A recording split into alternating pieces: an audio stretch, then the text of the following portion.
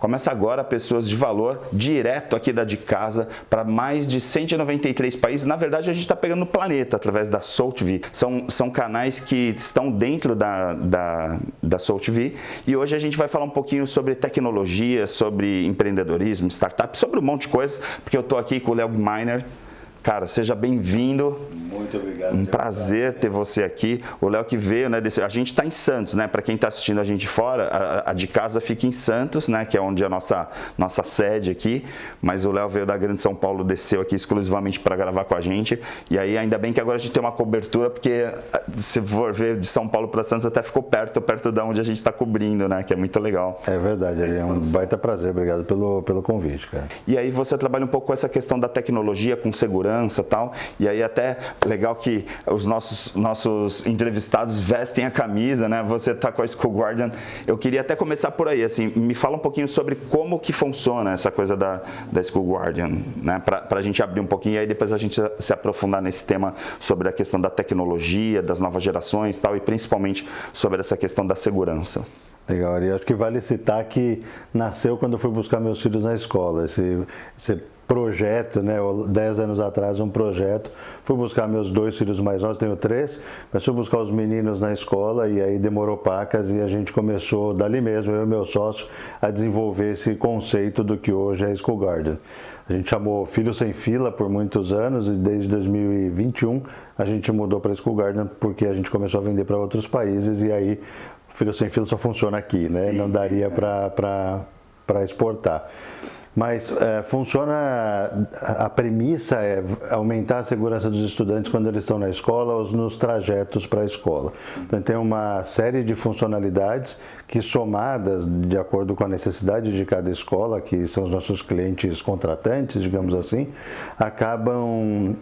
essas funcionalidades acabam permitindo para a escola que desde a hora que sai de casa no transporte escolar, por exemplo, até a hora que volta para casa e ali dentro da escola, a escola tem esse controle de quem entrou, quem saiu, dá para fazer localização interna. Na verdade, você acaba tendo uma precisão de informação para monitoramento, né? Exatamente, sem ser invasivo. A gente, por exemplo, não rastreia os pais, a gente desenvolveu uma tecnologia que permite que eu saiba quando os pais estão chegando para buscar as crianças, por exemplo, sem saber onde eles estão exatamente. Eu sei que estão próximos, mas não onde. Eu passei a levar 3, 4 minutos. Assim, o ganho de tempo é espetacular. Mas, sobretudo, tem a segurança. Então, a gente fornece informação de quem tem autorização para buscar as crianças, os estudantes na escola. Os pais gerenciam isso pelo aplicativo. Então, posso pegar aqui, tirar uma foto sua, botar seus dados, a escola vai saber que você pode buscar meus filhos. E o período, pode ser só hoje ou por um período que eu determine. Então... Aí tem o outro lado, que é o lado mais perverso da tecnologia, que aí nem entra na questão da invasão de privacidade, mas também, hoje até os próprios smarts oferecem isso, tal, os tablets, de quantidade de horas que você está navegando, o que está navegando, tal.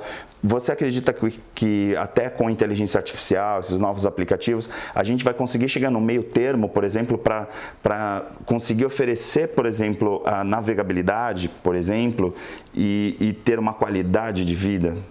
Eu acredito que é um caminho, mas eu acho que é um caminho muito mais humano do que tecnológico. Eu acho que a gente, pais, por exemplo, que as crianças não vão se dar conta disso sem as nossas orientações, né? E eu tô falando aqui, mas lá em casa um dos meus filhos principalmente fica muito tempo no celular. Sim. E abstrai demais. Eu acho que quando a gente, pais, consegue transmitir para os nossos filhos que tecnologia é o meio para se conseguir alguma coisa e não o fim, ou o smartphone ele deveria ser, ou a internet, ou o que fosse, deveria ser um meio para a gente chegar ali onde a gente quer ir e não eu ficar aqui com aquilo me atrapalhando a vida, assim, eu acho que a gente consegue mudar, mas em termos de tecnologia a gente já tem muitos aplicativos e sistemas que nos ajudam a conhecer isso, controlar um pouco os tempos de tela, não só saber como foi o consumo, mas controlar isso. Eu tive uma época que eu tinha um aplicativo no celular dos meninos e que só podiam, nos determinados horários, acessar a internet. Depois cresceram, hoje estão com 19, com 16, já é muito mais complexo isso, porque a vida fica diferente.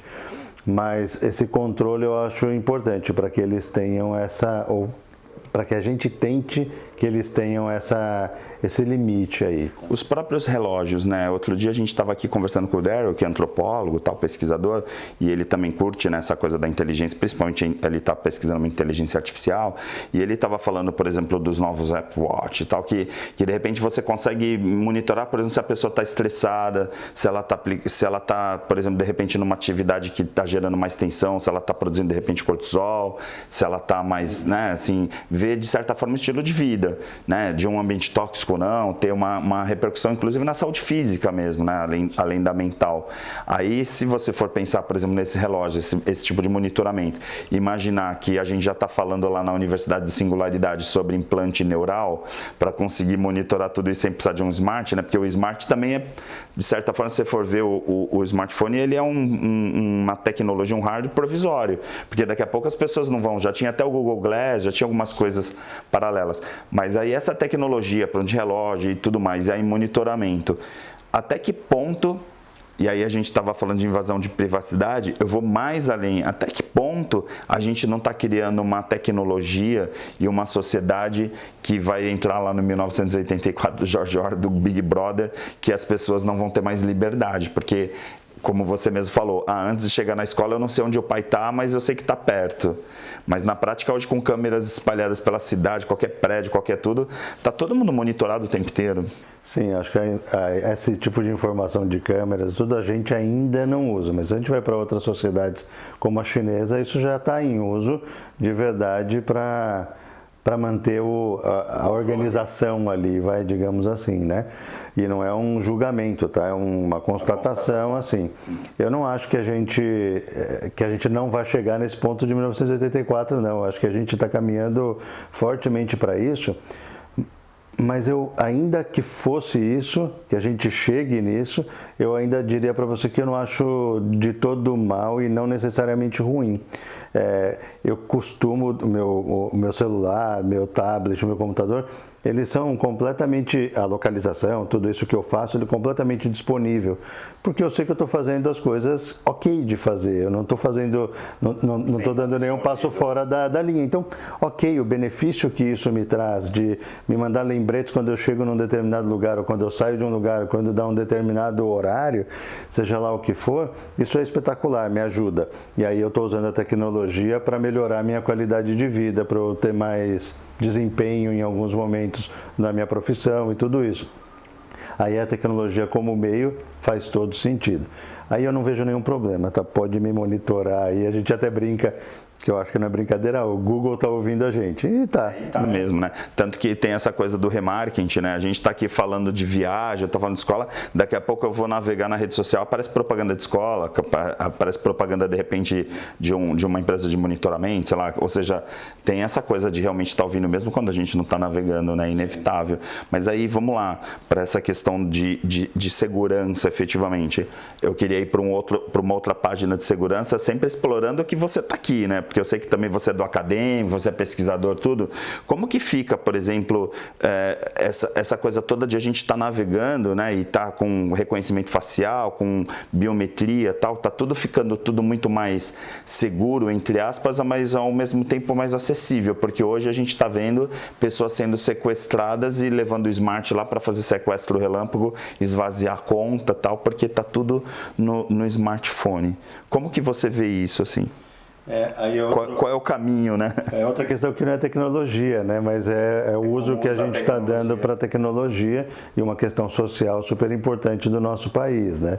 Não é só aqui, obviamente, que acontece, não estou fazendo apologia a outras nações, não é isso, mas aqui a gente vê, é o nosso dia a dia, a gente vê acontecendo. Eu acho que tem algumas, talvez, alternativas que não são ideais, mas que a gente precisa. Eu, por exemplo, não tenho nada de banco no meu celular. Eu tenho outro celular em casa que tem todas as coisas de banco. Então, se levarem o meu celular, não vão conseguir fazer nada em banco com ele, assim. É ruim a gente ter de fazer isso, mas talvez seja o tipo de ação que a gente pode fazer e que não machuca. No final das contas, melhor seria que a gente conseguisse politicamente ou pela sociedade civil organizada mudar esse cenário que a gente tem. Mas não é algo que a gente faça sozinho, tampouco algo que faria muito rápido. Então, mas aí entra, por exemplo, no tipo de serviço que a que a tua empresa oferece, que é de repente assim, eu tenho esse monitoramento, isso de certa forma dá uma precisão maior para esse momento de transição entre estar num carro e entrar na escola, depois sair da escola e tal, porque eu vejo a praticidade quando você fala, né, até o próprio nome quando mudou, que era essa coisa de evitar fila, né, porque às vezes a gente fica ali numa fila de carros para poder as crianças embarcarem, principalmente dia de chuva e tal, e de repente você consegue ter uma praticidade, mas por exemplo no caso do serviço que vocês oferecem é muito além da praticidade. Ah, sim. Aí a gente o que a gente costuma fazer, ouvir das escolas onde estão os gargalos de segurança, e a gente vai desenvolver tecnologia para ajudar nesses gargalos aí. Então, por exemplo, a gente quando começou a atender escolas fora do Brasil, em especial nos Estados Unidos, tem uma demanda que infelizmente a gente passou a ter aqui, de certa forma também, de invasores nas escolas armados, né? Tá. Lá nos Estados Unidos isso acontece com uma frequência assustadora. Só em 2022 foram mais de 190 casos, incidentes com armas, não necessariamente que morreram pessoas, mas incidentes com armas em escolas. Tá, em um único ano, assim, a gente teve 20 e poucas em 20 anos. Não diminuindo o problema, basta que uma pessoa morra, isso é trágico e não deveria acontecer, tá? Então a gente, por exemplo, foi lá e criou botões de emergência. Então a escola consegue criar botões de emergência e disparar comunicados, notificações para quem for o caso. Então pode ser desde uma enchente que teve na porta da escola e fala, pais não venham, e já manda uma notificação para os pais, ou até pegou fogo aqui e avisa todo mundo da brigada de incêndio, por exemplo, e os bombeiros, ou quem a escola achar que deve, tá? A gente tem clientes em países que têm terremoto, então usando essas tecnologias que a gente tem, não só esse botão de emergência para avisar, mas o mapeamento interno da escola, eu consigo dizer, por exemplo, para uma equipe de resgate onde cada pessoa estava antes das paredes caírem. Então a chance de aumentar o resgate, né, diminuir o tempo de resgate, aumentar a chance de pessoas vivas saírem de lá, aumenta também, né? Então esse é o olhar, eu acho que, conectando com a tua outra pergunta, é usar a tecnologia para o bem e não para o mal, assim, né? Sim, porque quando eu olho essa oferta de serviços, inclusive dos próprios aplicativos comuns que a gente usa, sempre fico pensando, né? Poxa, você tem um aplicativo que te dá um monte de informação super bacana, mas ao mesmo tempo é uma janela que você está abrindo e de repente se um cara acessar o teu celular ali num sequestro relâmpago, porque aí a gente não está falando só de aplicativo de bancos, né? Porque outro dia um amigo ligaram para ele de uma investidora e ficaram 3 horas no telefone e rasparam a conta de investimentos dele, e não foi porque entraram no celular dele, foi via telefone. Então, assim, claro que quando tem maldade, né, as pessoas acessam os dados, pode acontecer. É que eu fico sempre imaginando o quanto a tecnologia pode nos ajudar nas nossas vulnerabilidades, principalmente no caso das crianças, né? Sim.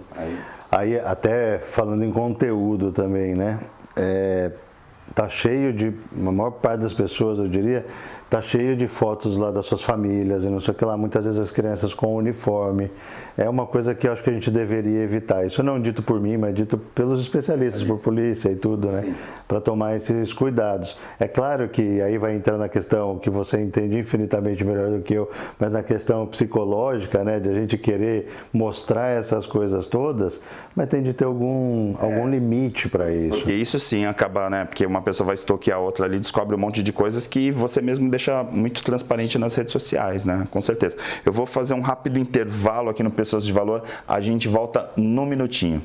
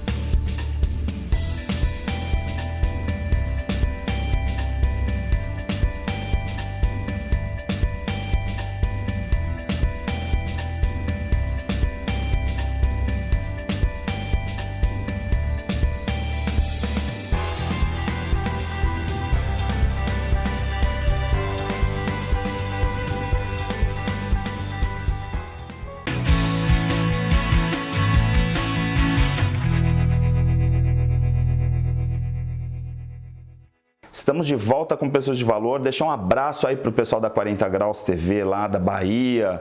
E aí, assim, particularmente no Nordeste, a gente está arrebentando, o programa está diariamente depois do Jornal da Gazeta, né, que o Pessoas de Valor exibe lá numa afiliada, que é a retransmissora da Gazeta no Nordeste, então é muito legal ver lá que a gente está no horário nobre, né, então as pessoas acabam de assistir as notícias e tal, e vão lá, assistem o programa. A gente está de segunda a sexta às 8 horas da noite e no sábado também às 9 da noite, então um abraço aí para todo mundo. A gente na hora que está falando de desenvolvimento humano, e agora eu vou nesse segundo bloco explorar um pouquinho mais isso, né? Porque, claro, né, eu faço treinamentos, você também já realizou uma série de treinamentos, a gente conversou aqui nos bastidores, né? Então, nós dois somos filhos lá do Núcleo Ser, Silvas, né? Que a gente faz lá os treinamentos, tal, que é um apelido carinhoso que a gente faz, né? Que a gente leva, na verdade, depois do treinamento. Mas, assim, uma coisa que ainda me vem, assim, para pensar sobre a questão de comportamento, que é o que a gente aborda muito, como que fica, por exemplo, essa relação desses pais em relação a usar essa tecnologia? Eu vejo assim, gosto muito de como Pareto se encaixa nessa adoção de tecnologia, falando do nosso caso, mas talvez extrapole para outros cenários, tá? Mas a gente tem ali 20, 30% dos pais que adoram e saem usando de saída, uns 20, 30% que são radicalmente contra, porque pensam que vão ser rastreados e tudo, às vezes até por desinformação ou porque simplesmente não querem e tudo bem. E quem está ali no meio, esses mais ou menos 60% aí, são pessoas que vão ver para onde vai. E aí elas vão indo para um lado ou para outro de acordo com o que está acontecendo. É muito cultural. Depende muito de como a escola, que é o nosso contratante no final das contas, coloca isso para a sua comunidade escolar. Então eu tenho uma escola em Nova York e aqui em São Paulo também, algumas na verdade aqui em São Paulo, que as crianças não saem da escola sem serem registradas no sistema. Em alguns casos até não entram na escola sem serem registradas. Isso porque dá. Quando registrar a entrada, eu tenho uma lista de todo mundo que está lá e se tiver qualquer pepino, é mais fácil de saber todo mundo que está lá para sair. E na saída para registrar a hora e com quem saiu, porque isso dá um conforto, uma tranquilidade para os pais, mas também para a escola, claro, de ter essa informação lá, tá? Então, quando a escola lida desse jeito com o sistema, como nessas situações aí que eu comentei, aí a adoção é quase que total, porque aí é uma regra. Da mesma forma que se adota um livro didático, se adota essa tecnologia e aí tudo bem, todo mundo passa a usar. Nos outros casos que a escola fala, usem se quiserem, aí tem essa flutuação, né?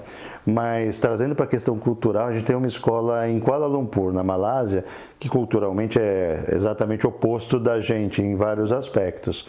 Tem a questão do trânsito ali, porque é uma escola muito grande, com 2, 3 mil alunos e tudo, mas os pais rapidamente adotaram, ainda que não fosse mandatório, porque culturalmente eles estão mais acostumados a aceitar esses protocolos, essas regras que acabam surgindo da escola, né? Então, da escola ou de qualquer ambiente. Governo, tá? Exatamente, né? Então ali foi muito tranquilo em termos de adoção. Assim. Tá.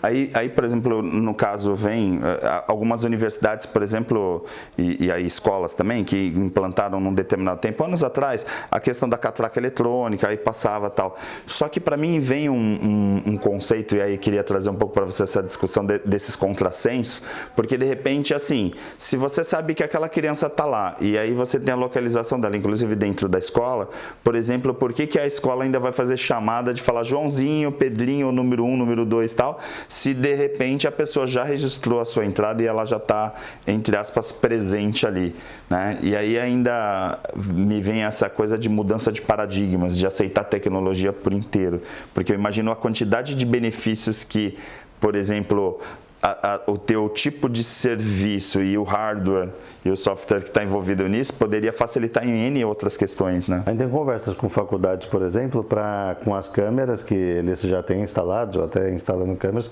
fazer essa presença automaticamente ali. E é isso aí, tá? Dá para fazer tranquilamente. A gente gosta de fazer esse registro na entrada e na sala de aula, porque daí na entrada eu sei que a pessoa está no campus, mas não necessariamente foi para a sala. Aula, claro, pode ter ido ao banheiro, pode estar matando uma aula, pode ser o que for, mas às vezes não está na sala. Então, para a gente, esses fluxos internos são importantes. Então, sair da sala... O que é o mecanismo de rastreio? Por exemplo, é um cartãozinho? Tipo, como que eu sei, por exemplo, que a criança está na sala ou está na cantina, por exemplo? Ela registra num cartão magnético, por exemplo? Pode usar cartão magnético. O jeito que a gente criou, digamos assim, mais básico, porque é mais acessível financeiramente, muito simples de usar e de manter, é QR Code. Então, o sistema já gera um QR Code para cada estudante e profissional cadastrado no sistema, e aí pode imprimir na impressora lá da escola mesmo, cada um com o seu crachá. Claro que eu posso dar meu crachá para você, mas aí para evitar essas trocas, a gente sempre que escaneia um código mostra a foto dona daquele código ali, então fica, foto e nome, né? Então fica mais tranquilo de evitar isso. E aí a gente, depois que criou isso, essa base, começou a trazer vários outros inputs de dados, várias entradas de dados. Então eu posso fazer reconhecimento facial, a etiqueta eletrônica, para veículos também a gente usa o sem parar, por exemplo, quando a escola quer usar. Dá para usar biometria, aí dá para o cell limit, o que tiver de identificação pessoal. E aí eu vou te fazer uma pergunta que é meio, sabe aquela bola nas costas, né, que a gente brinca, né? Assim, é mais fácil Kuala Lumpur ou São Paulo? Culturalmente, em termos de comportamento, que você está em Nova York, você está no mundo todo, assim, o brasileiro, falo São Paulo, mas falando do brasileiro, o brasileiro é mais resistente à introdução de tecnologia? Eu acho que sim, acho que a Ásia como um todo vive um pouco adiante na adoção de tecnologia, né? Acho que a gente pode pegar o Japão pós-guerra, como evoluiu em tecnologia, mas hoje a gente olha a China, eu não vou nem entrar nos outros países asiáticos, como estão ditando mesmo, em alguns aspectos, o caminho da tecnologia. Então acho que isso facilita muito para que essa cultura aceite novas tecnologias, novos usos para a tecnologia. Então acho que sim, eu diria que é mais fácil.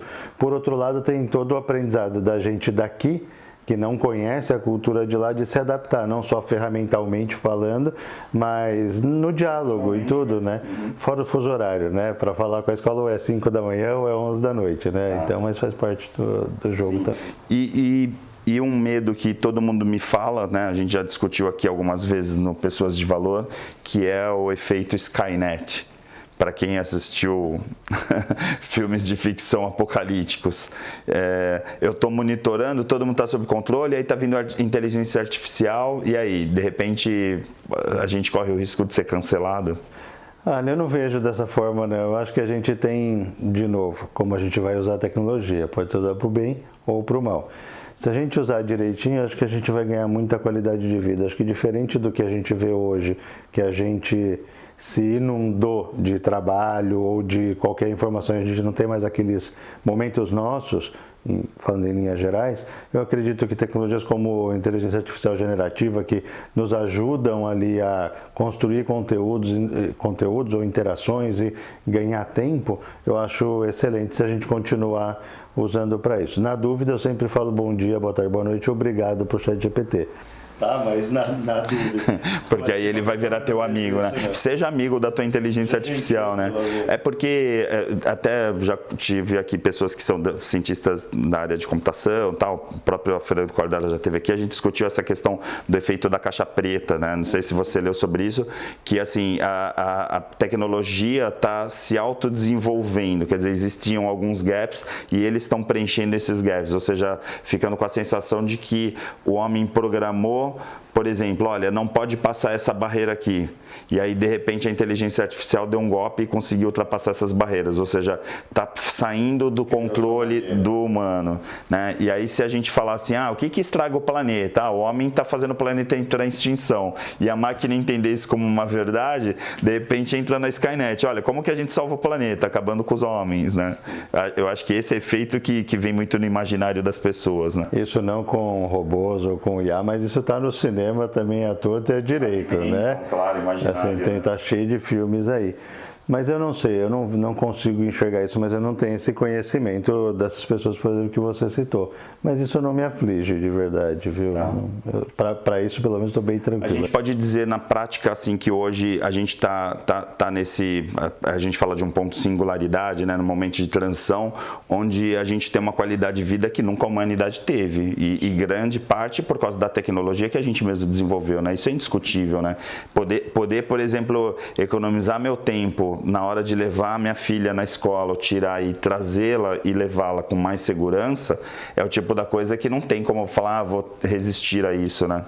E tem muitos outros desafios que eu acho que a tecnologia, IA ou não, estão aí cada vez mais nos ajudando. A alimentação, para essa população gigante que a gente tem no planeta, doenças, a longevidade que está aumentando, né? Outro dia eu ouvi uma frase de um cara, nem fui fazer a conta, mas foi a pessoa que vai ver 150 anos, já nasceu, ela já está aqui, né? Sim. E é isso, é verdade, pô. Então, assim, acho que a tecnologia tende a nos ajudar muito com isso, a impressão de órgãos e tudo isso, né? Acho que vai... O próprio nanorobô, né? Assim, você pega hoje em dia a nanotecnologia, que outro dia a gente até discutiu isso aqui no programa, assim, você tem, por exemplo, coisas que são relacionadas a doenças genéticas e tal, e que de repente com nanotecnologia você consegue substituir, imagina, né? Fazer com que elimine na fonte ali a doença, é incrível, né? Sim.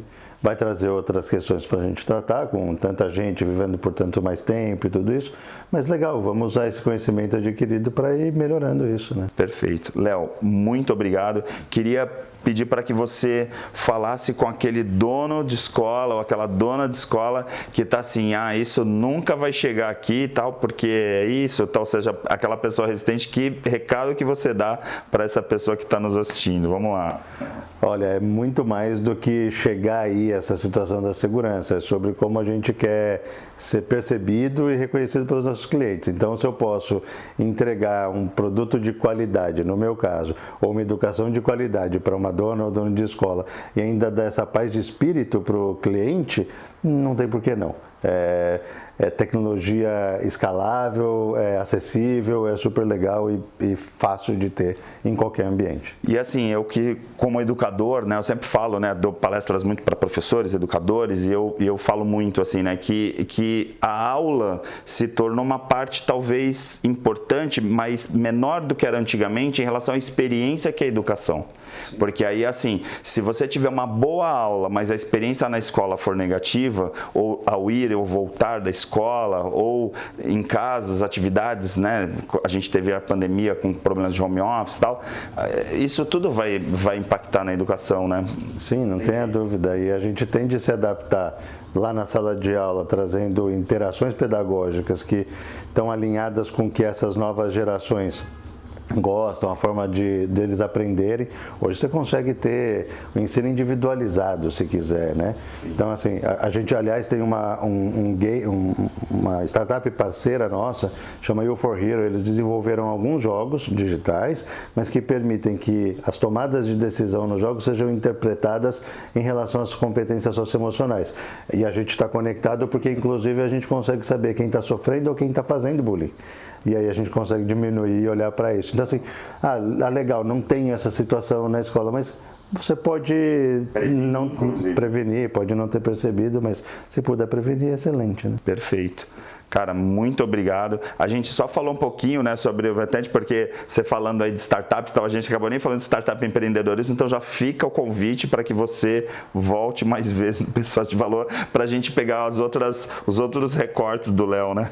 Vai ser um prazer. Muito obrigado mais uma vez. Foi muito bom o papo. Estou aberto para tantos outros aí. Legal. E aí fica a dica, se você por acaso é dono de escola ou diretor de escola, de repente tem aqui uma tecnologia que é super acessível, né, que tá, é aquilo que a gente fala, né, às vezes está no mundo inteiro e aí demora para chegar de repente na sua escola, na sua região, justamente porque você acaba não tendo contato, mas que é extremamente acessível. Então fica a dica aí para você, tá bom? Pessoas de Valor fica por aqui e a gente volta no próximo programa com algum assunto falando sobre desenvolvimento humano, recursos humanos, tecnologia e neurociência, que é a nossa praia, tá bom? Forte abraço.